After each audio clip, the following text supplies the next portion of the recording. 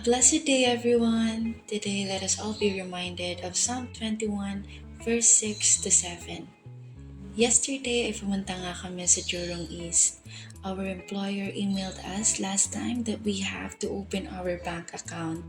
Kaya naman, they gave us the address of the nearest bank in our area.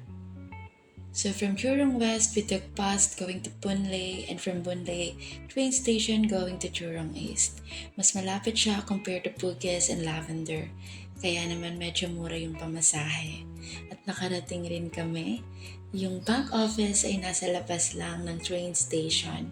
It was inside the Gem Mall, pero kahit nasa loob na siya, nahihirapan talaga kami sa paghahanap. Halos magtalo na kami ng Google Map, kaya naman nagtanong na lang kami. Some people ay hindi rin sila familiar, but we encountered this man who helped us hanapin yung bank.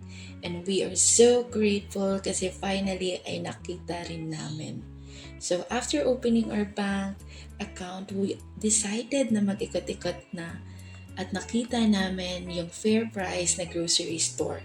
Some of our friends told us na meron daw ditong binibenta ng mga international product, kaya ayun agad ang hinanap namin. Nagka-crave na kasi talaga kami sa sinigang. Meron ding mga pansit canton dito at iba pa. Hindi namin nakita yung sinigang mix ng una because we are not familiar na meron palang Mamacita's brand na sinigang mix. Yung hinahanap kasi naming packaging ay yung isang brand, kaya naman nahirapan kami. We are so happy, kaya naman bumili na kami ng dalawa. At dahil may sinigang mix na kami, ay bumili na rin kami ng isda at kangkong. Paglabas nga namin sa mall ay umuulan. And while walking, nakita namin tong McDonald's at nakakatakam yung ice cream nila. Kaya naman bumili na kami. Wala pa rin kaming kain kasi masyadong mahal yung mga pagkain sa loob ng mall. At feel ko naman ay sobrang sulit ng $1.30 na binayad namin. Kasi yung ice cream niya hanggang sa baba talaga ng cone, like punong-puno.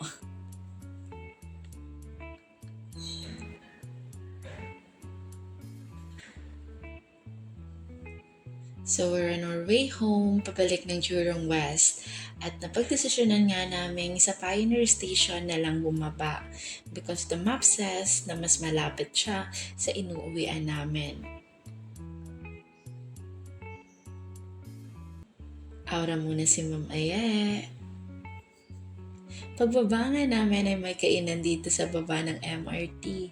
I'm not sure pero tawag yata nila dito ay hawkers. Gusto sana namin kumain kaso sabi namin sa susunod na lang. At meron nga rin kaming nakitang street food chicken dito. At tag $1.50 yung bili namin. Para siyang chicken pop. Masarap naman kaso nga lang makunat. So we're on our way home, naghihintay na lang kami ng bus pa uwi. At pag uwi nga namin ay merong binigay yung may-ari ng bahay na food supply na binigay sa kanila ng school na shinare din nila sa amin. And of course, hindi naman tayo tatanggi sa blessing. So that's all for today. Thank you so much everyone. God bless and see you later.